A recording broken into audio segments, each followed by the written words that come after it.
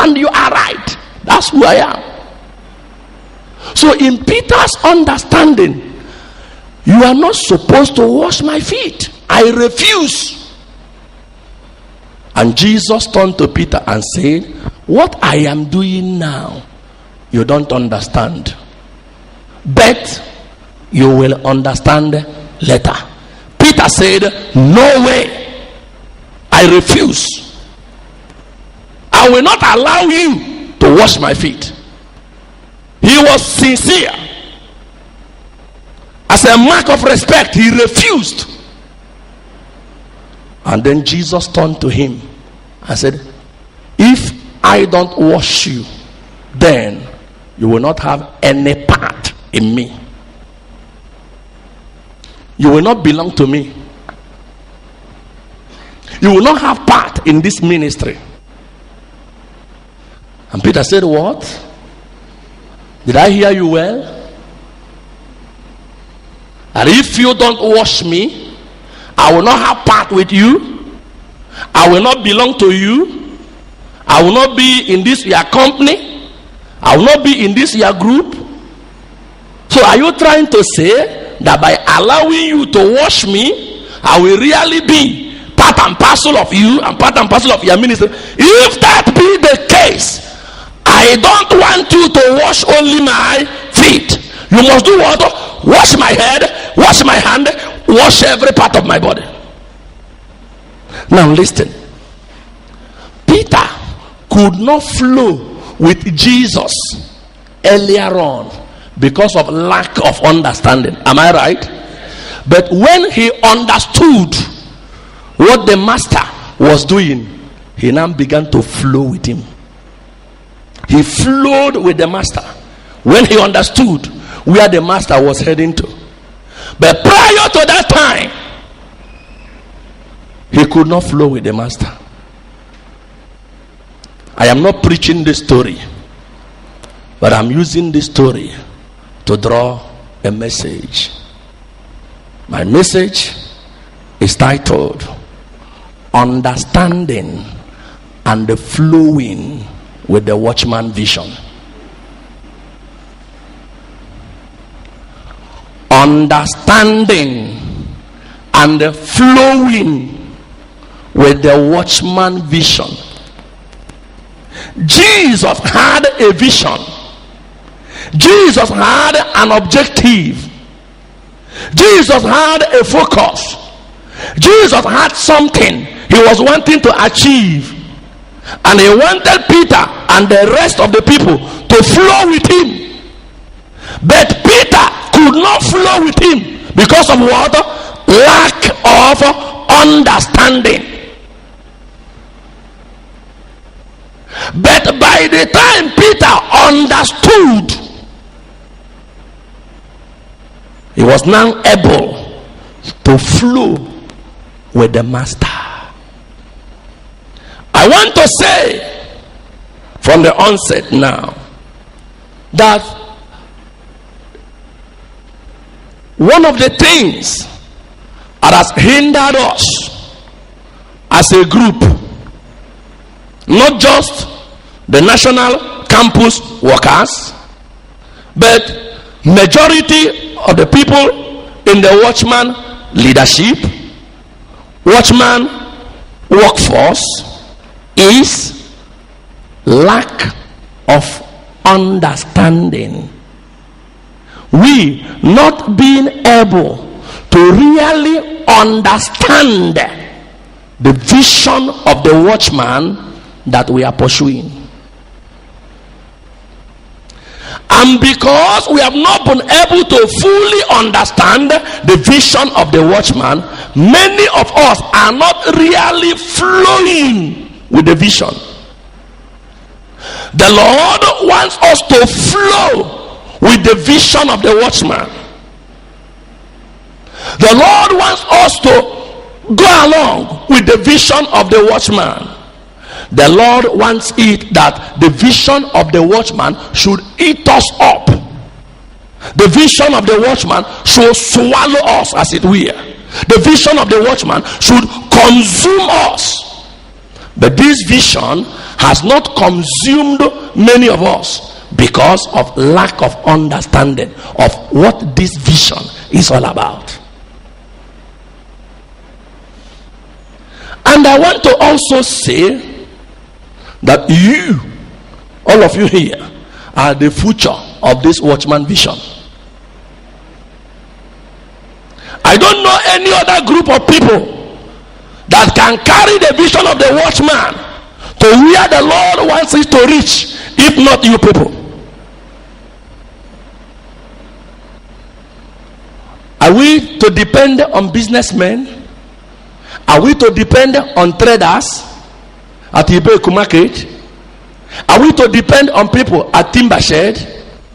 Are we to depend on people in the rice, where they are selling rice, where they are selling cement? Are they the people that will take this vision to great men of the society? Are they the people that will reach the permanent secretaries, the governors, the presidents, the people in high places? Are they the people? The answer is capital no. But you people are well positioned. Education is a vehicle that takes people to, I can't just explain it, to far and near. The president of this country now, if anybody told him 20 years ago that he will rule this country, will he believe? But education gave him that opportunity. Am I right? All the people you can see now, the ministers, the commissioners, the governors, the permanent secretaries, and then all the ambassadors and all the people you can see in high places, it was because they were educated. So as we are seated here, we don't know who is who. We don't know what we are going to be tomorrow. We don't know the post you are going to, God is going to give you tomorrow. We don't know the position you will occupy tomorrow. And the program of God is that you should be a vision carrier. You should carry this vision of the Watchman, so that anywhere you are found, you will be disseminating it. So if the Lord will use you, if the Lord will walk with you, if the Lord will make you an instrument of disseminating this vision, friend, you must flow with this vision. And for you to flow with this vision, you must understand the vision of the Watchman. We need to understand it.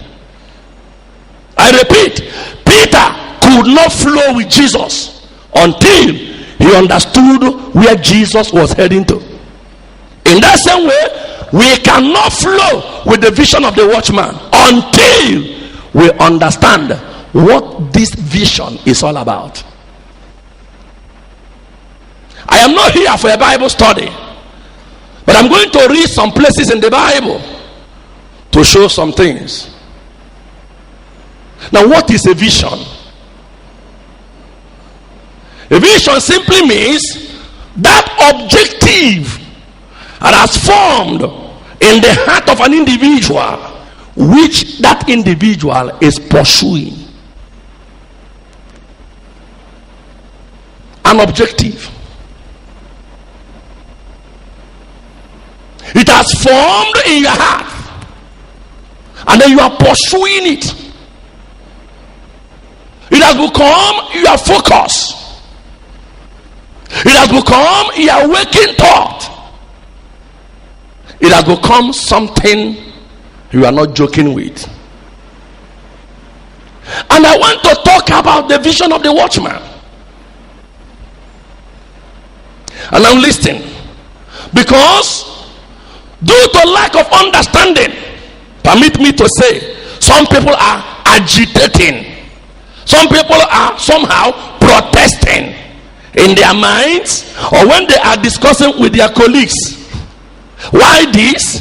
Why that? Why this one? Why the other one? How come our own is different? Look at how they do it there. Look at how they do it at the other place. Look at how they do it at that church. Look at how they do it at the other ministry. Why are we not going the way they are going? All these questions, all these protests, all these agitations are as a result of lack of understanding. Now, I begin by telling you that whenever God calls a man, whenever God gives a vision, he will give that man the pattern to follow. Pay attention. The Lord will give a pattern. He will sketch it. He will make the person he is giving the vision to understand how to go. Every vision that God gives to a visioner, every vision that God gives to a man to accomplish, the Lord will give a direction. The Lord will show the man how to go about it. I'm going to show you about 3 people in the Bible that God gave vision, and we're going to see what God told them, and at the end we will dwell with one of them. Let's go to Genesis.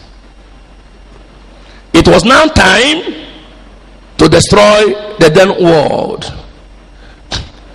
and the Noah was the man that God was now going to give a project. The man was going to give a vision. The Lord have determined now to send a deluge to flush men out of this planet Earth, but have decided also to repopulate the earth. But that will be through a man called Noah,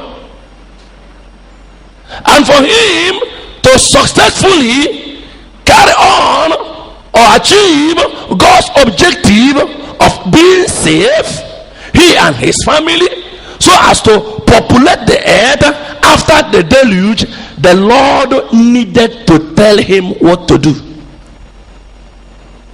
Genesis chapter 6.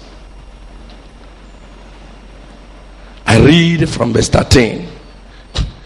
And God said unto Noah, the end of all flesh is come before me, for the earth is filled with violence through them. And behold, I will destroy them with the earth. Make thee an ark of gopher wood. Rooms shall thou make in the ark, and shall pitch it within and without with pitch. And this is the fashion which thou shalt make it of. The length of the ark shall be 300 cubits, the breadth of it 50 cubits, and the height of it 30 cubits. A window shall thou make of the ark, and in a cubit shall thou finish it above. And the door of the ark shall thou set in the side thereof, with lower, second, and third stories shall thou make it.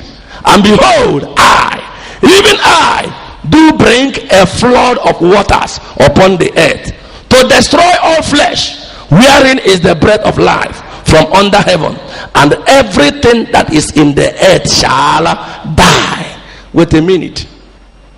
Make thee an ark, but not an ordinary ark. Make thee an ark, not according to your specification. Make thee an ark, not according to your taste. Make thee an ark, not whatever you like. The Lord gave the specification. First of all, you must build it with what? Gopher wood. Friends, there are other woods. Cedar is there. Iroko is there. All other types of wood were there in those days. But God said, this ark must be with what? Gopher wood. It's a specification. The length of the ark, he told him. The breadth of the ark, he told him. The height of the ark, he told him. How many stories, he told him. The rooms that will be there, he told him. how to use speech to preach it within and without. He told him. Noah was to follow this specification. And you remember that Noah did not build this ark alone. He hired people. Am I right? He hired people to go and look for the gopher wood he will use. Was not an easy task. To fell those woods, to cut those trees down. You know, it's not like today when you have dolma machine. It was a difficult task for them to bring those trees down, for them to process those trees into boards and the planks that they will use. It took him time. So some people helped Noah. Noah possibly hired people, paid them with the services of his sons. But Noah made sure that they built according to what? Specification. A vision was given to Noah. And all the people who worked with Noah must understand what Noah is saying and must follow Noah. Apart from Noah, the temple of Jerusalem, which was built by Solomon, had specifications. Solomon was not the one who got the vision. His father David got the vision of building. And when the Lord said, you will not build it, but your son Solomon will build it, what David did was to hand over to Solomon the building plan. Let's look at it. First Chronicles chapter 28. First Chronicles chapter 28. Here David was instructing his son David, his son Solomon. And then in verse 10, take heed now, for the Lord hath chosen thee to build an house for the sanctuary. Be strong and do it. Then David gave to Solomon his son the pattern of the porch, and of the houses thereof, and of the treasuries thereof, and of the upper chambers thereof, and of the inner palace thereof, and of the place of the mercy seat, and the pattern of all that he had by the Spirit of the courts of the house of the Lord, and of all the chambers round about, of the treasuries of the house of God, and of the treasuries of the dedicated things. Look at verse 19. All this said David, the Lord made me understand in writing by his Spirit upon me, even all the works of this pattern. Can you see? Can you see? The Lord gave David the pattern. By the hand of the Lord that was upon him, he penned it down. He drew it. He designed it as it were. But the Lord said, you will not build it. Your son Solomon will build it. David got the vision, but Solomon was the executor, as it were. And Solomon needed to understand the pattern. Solomon needed to understand the specification. Solomon needed to understand the vision that his father David had, and David transferred it unto him, and Solomon built according to pattern. The man of God Moses had a vision. The vision of building the sanctuary in the wilderness. And God told him to take offering from the people of the Jews and to use it to build a tabernacle, so that he, God, will dwell in the midst of the people.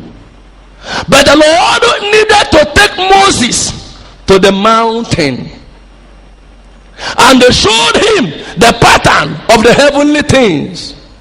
And after showing him this pattern, he told him to go down and to build it according to this pattern that he showed him, and warned him to make sure that he builds according to specification.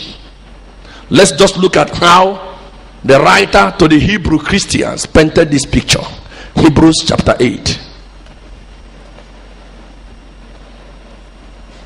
Hebrews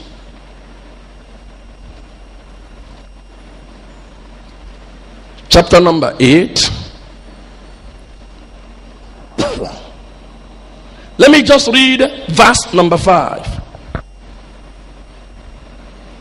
It's talking about priests now, who serve unto the example and the shadow of heavenly things, as Moses was admonished of God when he was about to make the tabernacle. For see, saith he, that is God, that thou make all things according to the pattern shown to thee in the mount. Moses was shown a pattern